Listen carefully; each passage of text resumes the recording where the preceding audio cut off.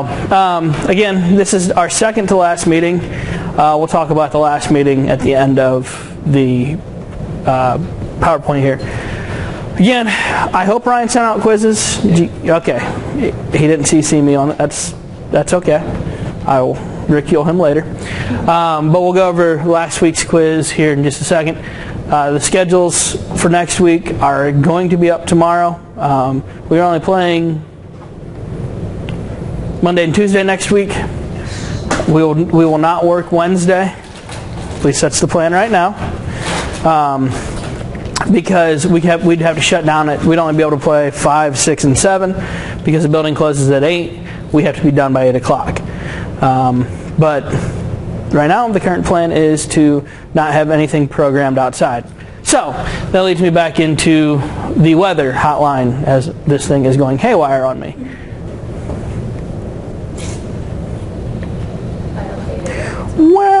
I think I lost batteries. I lost batteries. I still don't know the number for that. I usually just go to the games and like... Alright. So if you're going to call me, take the last 4 digits, put rain in them. That's going to be a factor for today and tomorrow. Tonight, I try to email you, and try to have people call you, but I don't call participants. So there's the weather hotline. Again, our website, and I'm not worried about the shared folder. If we do have rain, those games more than likely will not be made up because we are running out of days. We start soccer playoffs, I think, right after Easter, and we run until the very last day of classes. Yeah. Is there games Sunday during Easter break? No. Okay, good. We will not work from Wednesday through that Sunday. We will start up again Monday. We observe the holiday, so we don't play on that. And we're smarter than that to say, hey, we're playing Easter Sunday. I don't need your mother to give me a call and ask why you're working and or playing. So, no, we don't work over a state holiday. So, keep your request off up to date. Yes, ma'am. We may need to add a few days to the outdoor soccer day event because I'm pretty sure when I did it, I only went to the 23rd. Then we'll have to do that. When are you in the office next? You in the office tomorrow morning? Tomorrow afternoon? At some point? Just remind me. Shoot me an email. Thankfully, we don't have to worry about that being in tomorrow. If I email you, is that going to make me do it, or should I just do it? Or? It depends how much you get done in your shift. Okay, so I'll be doing that tomorrow then. I'm just saying, if you happen to drag out the shift, it'll go to the next person. I don't know how to add sheets. I just took an old one. We'll work on that. All right, sounds good. If you are playing, as I know obviously some of you people are, playing on a soccer team, you may get scheduled during your game time. I get that. Request off the first one. Don't request off every game you could possibly play, because if you lose in the first one, then I can't work you the next. So, request off the first one. I'll work with you on the second, third, and maybe fourth games, because you could play in multiple days, and we'll try to work you around that. So keep everything up to date as best as possible. Approaching our playoffs again, the physicality is going to increase, meaning the game is going to be here. Your officiating has to match said game. And I'll talk about an example when I get to ejections here of what I had in a baseball game. Let plays go if there's an advantage. So I may get pushed. Yes, my teammate takes and starts dribbling it up the field. Has an opportunity to advance the ball. Let it play out 2, 3, 4 seconds.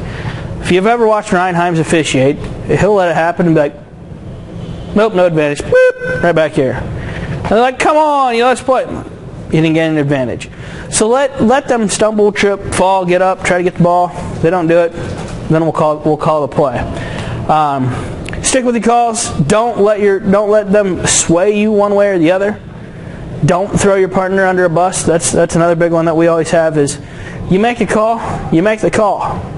You call the play on, and then about 4 steps later they fall down. Well, we made the play on call. So let it happen, then say play. Let it happen, then bring it back. But stick with your calls. Don't let them try to sway you one way or the other. Especially in the Greek games, because that's where they're going to have a crowd.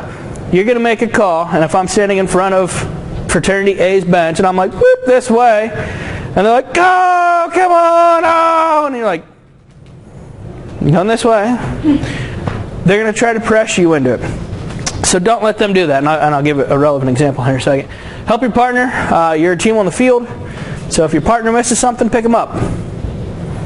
If they make something and somebody starts getting excited, bring that person back down, especially if they're starting to cuss.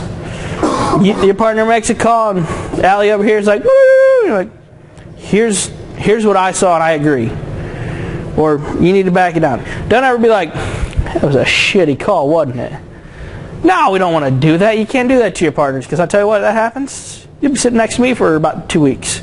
Just be like he had a different angle than I had. I love that excuse. How can you make that call? I thought they had a pretty good angle on it. I had to use it. No, don't say it's not my call.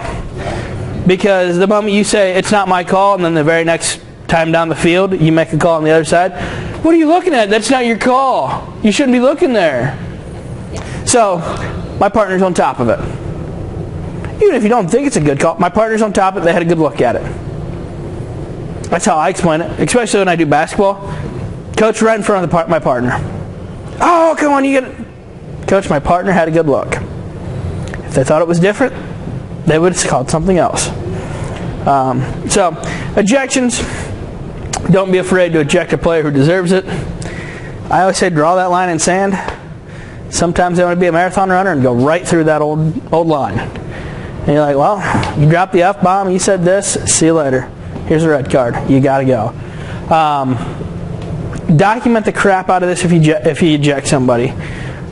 If there are events leading up to the ejection, you got to write them down.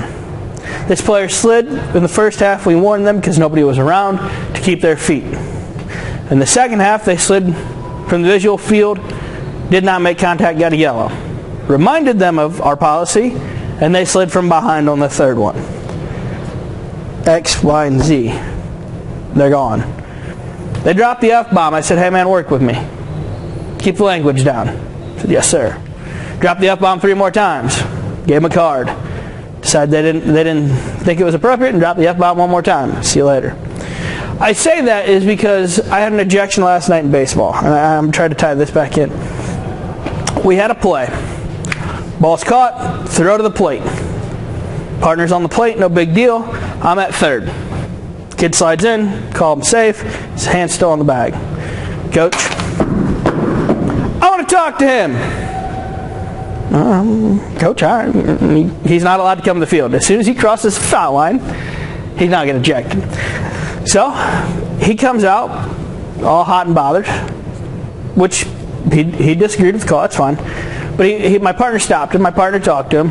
He dropped a few swear words. My partner warned him. Went back to the bench, gave him his official warning. He dropped a few more swear words. Partner dumped him. And I say this is because when I say I need more information, my partner filled a 1.5-page report out. Not all accurate, but he filled out a 1.5-page report. There's some information that's useless in there. Leave that out. The pertinent information about the said play that you had, or the plays that led up to his ejection or her ejection, put those in there. Because that coach got that report with all the plays on them. And he said, well, I'm picking apart this play. I'm picking apart this one. They weren't relevant. I balked a kid home for the winning run in the bottom of the 6th, or for their leading run in the bottom of the 6th, right after we dumped the coach. So we didn't need that information in there because when the coach got that report and he started coming back at it, now he's picking apart my balk. It was there. At least I had it there. The kid didn't stop. So make sure that you fill out the report, because if you put useless information, that leads me astray. So put pertinent information. Help your partner. I had a great partner last night. He defended me. We got together when we needed to talk. He dumped the coach when the coach needed to be dumped. I say physicality will increase, emotions will increase as well. You give Rylan a yellow card, and he's their star player, he better start backing off. But if he's in fraternity B, we're going to be like, all right, now their players can be excited, get emotionally heightened because you gave him a card. So we need to know how we need to play on that. So if you have to give out cards, you have to give out cards. I always say a yellow card's your friend. The 3 of you, 4 of you played soccer. What happens when you got a yellow card or your teammates got a yellow card? It's like, oh, there's that line, right? You found out where you could go. You went a little bit further than you should have. Or maybe you took 4 steps and they're like, we better come on back. It tells them, hey, that's where we're going to be. It's the same thing as this, except a little bit more.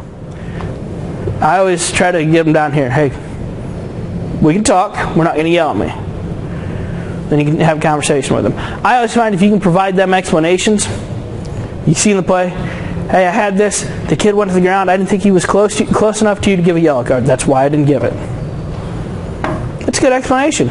If they and I tell people that I work with, players that when I do baseball, I go, you may disagree with my call, but I'll tell you what I had, and I'm not going to lie to you. So just remember that. This is the minimums for to play is 6 and co-rec is 3 and 3. Typically you don't have to worry about that. The one you will have to worry about is the gender. Make sure there's always 3 men and 3 women on the field with a goalkeeper. It can be either gender. This was a big thing last week. The throw-ins, we had a lot of people going, whee, with the foot up. Call it. Because when you let the small one go, it gets bigger and it gets bigger. And all of a sudden you're like, oh crap, where'd this come from? Get the first one. Got to keep the feet on the ground. Or if they come out and they go like that, call it.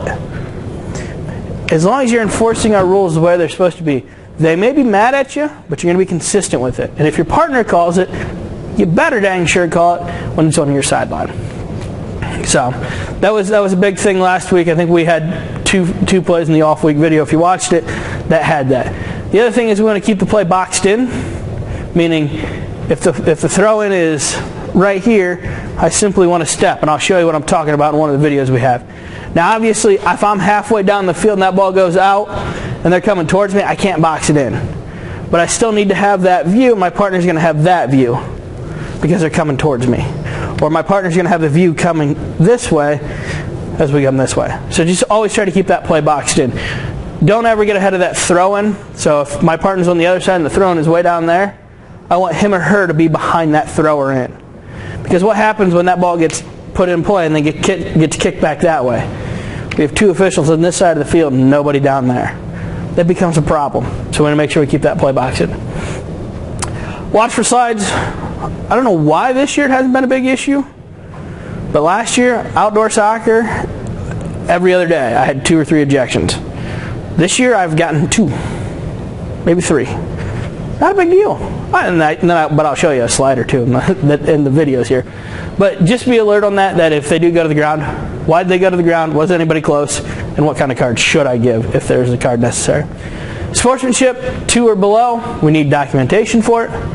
So as we get into playoffs, if you're going to give a 2, or even in regular season, if you don't put why, or provide the documentation for it, we're going to upgrade them to a 3. That may put somebody back in contention. So if Ryland's team is being a bunch of buttheads out there, and we're like, they really deserve a 2. You should have given a card, and you should have multiple warnings to their captain. And they should know a 2 is a possibility. Yes, ma'am? That documentation is for us in the incident report? Yes, it's an incident report for us. So, because if your team wins and you get a 2, you're taken out of that playoff victory. And make sure that's a well-written report. They slid a couple times with a few people around. We didn't give a card. They started yelling at the other team, and they yelled at me. Typically, if you can get a 2, you can get a card. Don't be afraid of the cards. I know you're not afraid of the card. You'll give them whenever you may need them. I haven't seen much of you guys work in a very challenging game, so I can't speak on that. So, just remember that. Overtime. What's our overtime procedure? Well, how many minutes? 3 minutes, right? 3-minute overtime. What else is carried with the 3-minute overtime? Golden goal. Did you look at this before I got here or something? Golden goal. Or did you call Ryan and be like, hey man, what's going to be on this presentation? Yeah, so first to score. So first to score in overtime. 3 minutes is not a lot of time. Excuse me. So, it is for my team. I played. It's not a lot of time, especially if you have like a 2-2 ball or 2-2 game. takes him forever to score. All right, so if we're tied at the end of overtime, where do we go to? We're in a men's and a women's game. How many? 5 each, unless it's mathematically impossible for them to catch up. So best of 5. All right, what if we're tied at the end of that 5, and this is men's and women's? So you have a winner. How many people shoot 5. in men's and women's? Oh, men's and women's. Men's or women's. Oh. So we go down to 1-1, right? So if we exhaust those 5. No, I'm sorry. Oh, there's how many people shoot. I was like, I don't know. Yeah, so we do 5 shooters, and this is the difference between co-rec and men's and women's. So men's and women's, we shoot 5, and if my team has 7, then I shoot one that's left, one of the 2 that's left. If it's still tied, I shoot the last one. Once all my players have been exhausted, I can start fresh with whoever I want in any order. But we still have to go one at a time.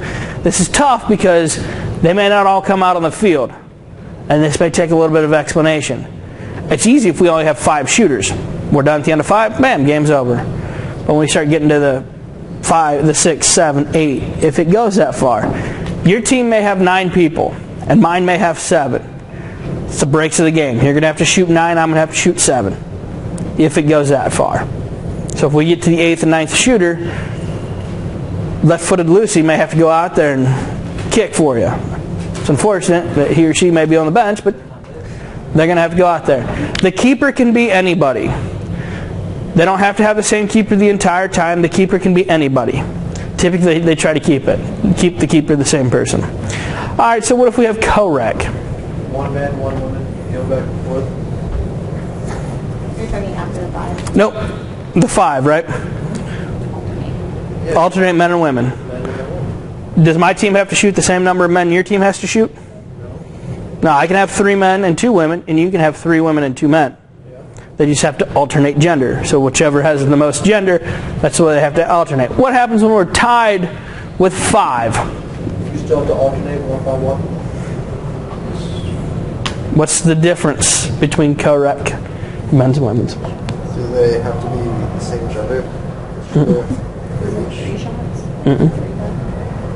Pick 5 new shooters. So the reason we did that is because we couldn't figure out a way that if I shot 3 women and 2 men, and you shot the opposite, well, now we couldn't figure out how to do it correctly. And plus, you only may have 2 women or 3 women on your team, and I have 7, because I brought out the whole sorority that plays with us. It may happen because the genders aren't going to be even. So what we do is we pick 5 people. They can be the same 5 or they can be a different 5. It doesn't matter, but you still have to alternate that gender. It's going to take a little bit more time if you're still tied after that 5. But please try not to screw that up. Men's and women's, we go down to 1 shooter. Correct. Need 5. Quiz. All right, this quiz went out the other day. I don't know if you actually took it. If you did, hopefully you have the answers. If you didn't look at it, well, here it is. All right, a game consists of 2 20-minute halves. True or false? True.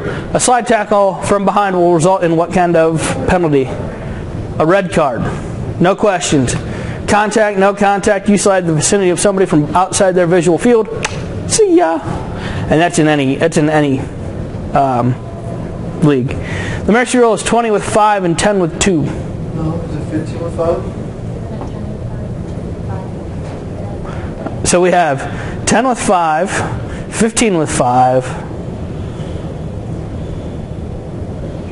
Are you asking for? I'm asking a consensus. I've honestly, I've never been given much of this. I thought it was like 15 and 10.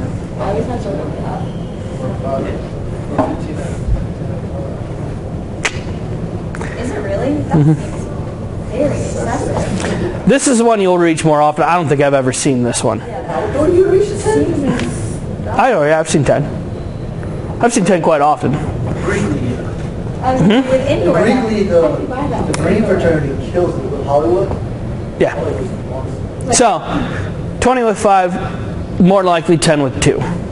So that has to you have to keep up with the score to make sure you know where you are. Incorrect. Penalty kicks must be taken by the same player that was fouled.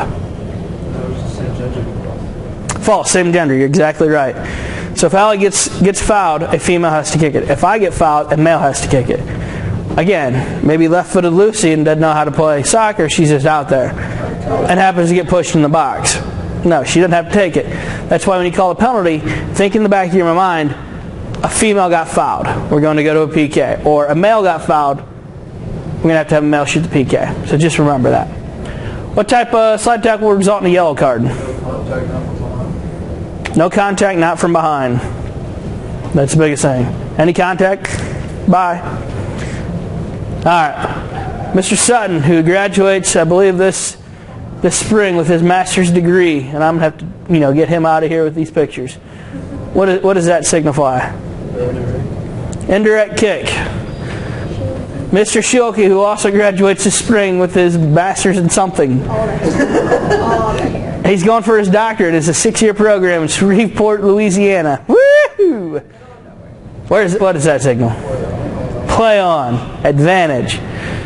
Why are these signals important? Because that's the ones you can use a lot.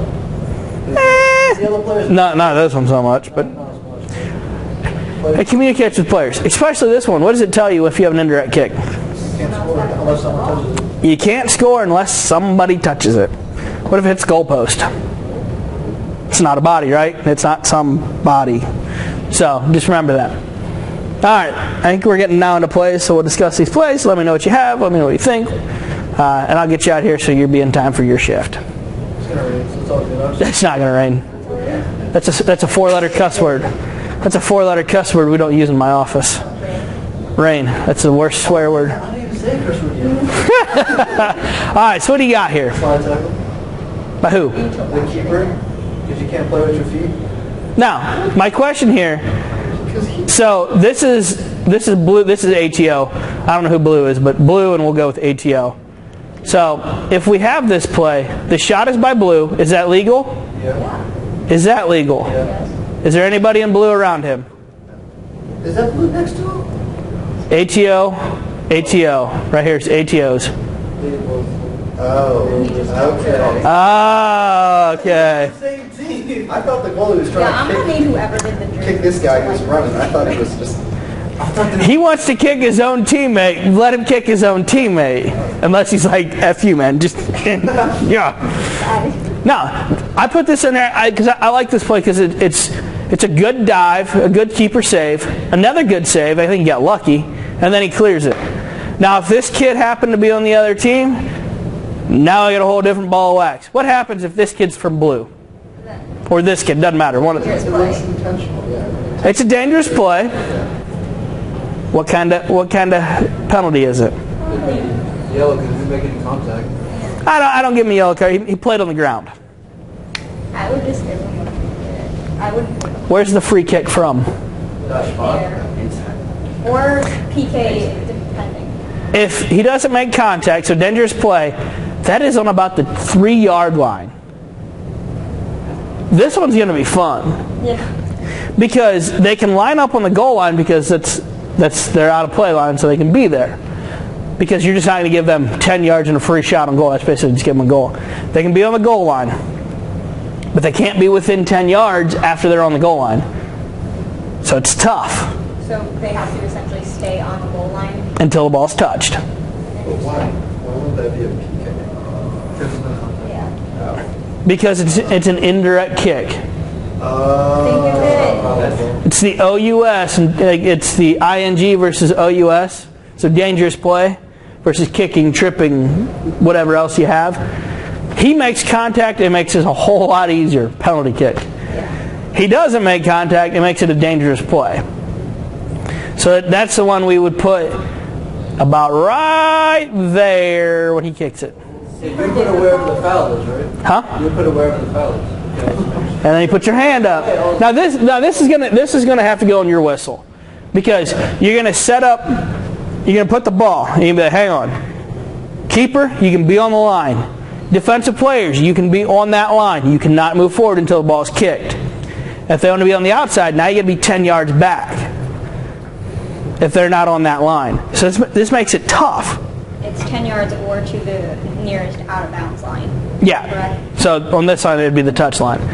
So One of their own players are within 10 yards of the ball too. Can someone man mark them? So they can just literally stand like 2 feet to the left and be like, oh, that was good. Yep.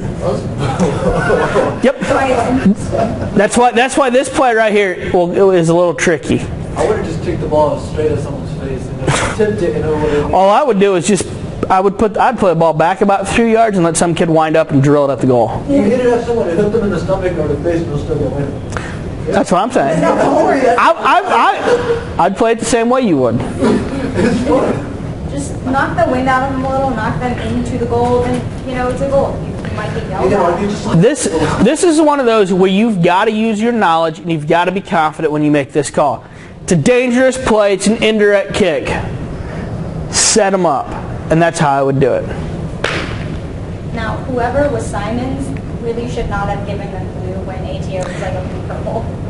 My first thought when I saw it was like, ATO. Simon's. Give them red. Give them red. All right. Moving on. Let's go. This play right here. What do you got? Handball. Indirect kick right there. Indirect kick. Handball. Because blue's going towards the goal, and red was like, hey, bro, I got you. He's like, yeah, I got you. Other than this just being a poor punted ball. Yeah, that's not. I think I could do a better job when I haven't played soccer in 20 years. You sure?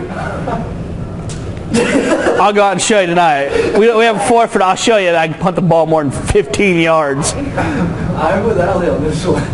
I think I could left foot kick this I think if you way. made solid contact, you could. What do you play tonight? What do I play tonight? You playing soccer tonight? Dodgeball. All right. At some point, I'm going to be out there tonight. I'll tell you. I'll go out there and I'll kick one ball. I really would like you to. I'm going to kick one time. 2. 5 o'clock. Hold on. All right. I'm doing left-footed too, and I'll show you how it's done. Kick it. Huh? You need to see Rev kick it. I know how Rev's about. Finally grounded. He's a basketball player. All right. So back to. Good at every sport except for soccer. All right. Back to this. What do you got? This is an indirect kick from that spot, right? Yeah. 10 yards. Moving back. All right. I got another one for you. Let me know what you have here. That's a push. On who? On blue. Because he extended the arm. Right there. Had a pretty good look through it, right? I feel like I Just put left down the it. call. I knew you would. Get a pretty good look through it, right? Yeah. Now how the players got to the ground. On this one, it extends. Obviously, they're fighting. They're both like this. We're going to let it go because they're both even.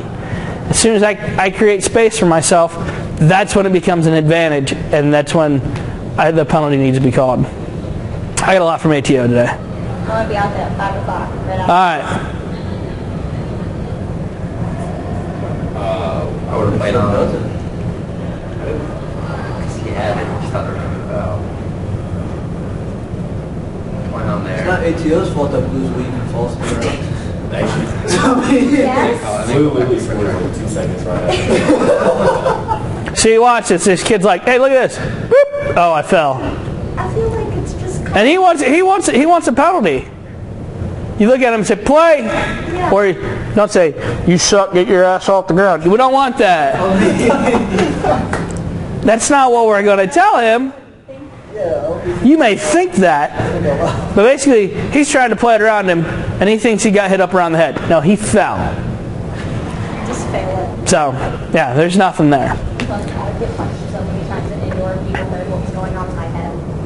Oh, yeah. What you got here? Couldn't really see. Try it again.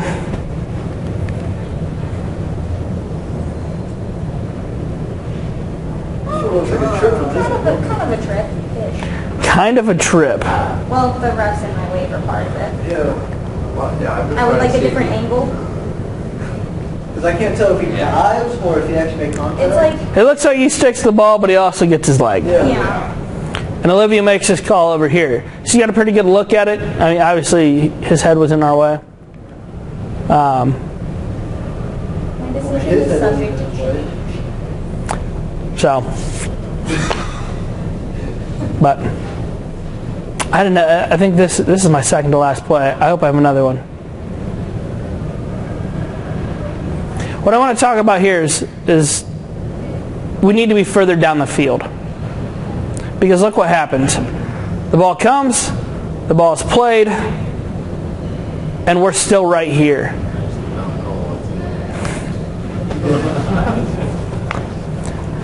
don't mind this right here, no big deal. He stops the ball. I need him to be down here further. Yes, the play is boxed in, but look where his head is. When he turns, if this is the goal line, and I'm focused right here, what don't I see? I don't see this out here. When I put myself here, I can still see my thrower in, and I still have them. So I can still see the entire play. And I'm hoping there's one more play on this, and I don't think there is because I had a good keeper slide, and I may have missed it. But we need to make sure we box that in. Let's see if I can find it. You said it was a regular, so I played 2. Huh?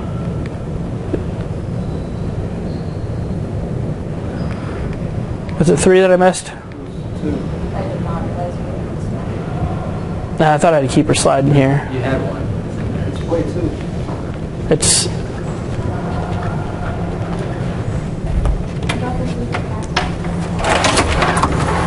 Yes, that is awkwardly good at every sport except soccer. This is the keeper dive that we...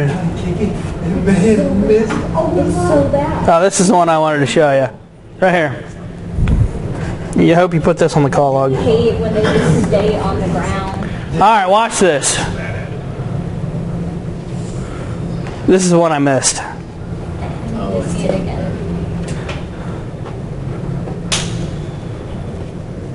Are we calling that? This line leaves the ground, just moving forward.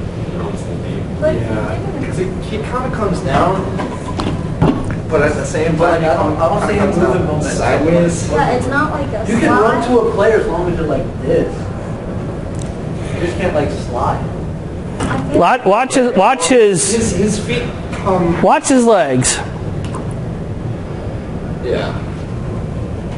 This is tough. I feel a little bit. I just can't tell. But you know what I at least give here? I give him a yellow card. Now, this kid ends up getting hurt. I think he took a knee to the face. It looks like it. He Well, sat, slide, wasn't it? yes, Especially coming back. he sat right here.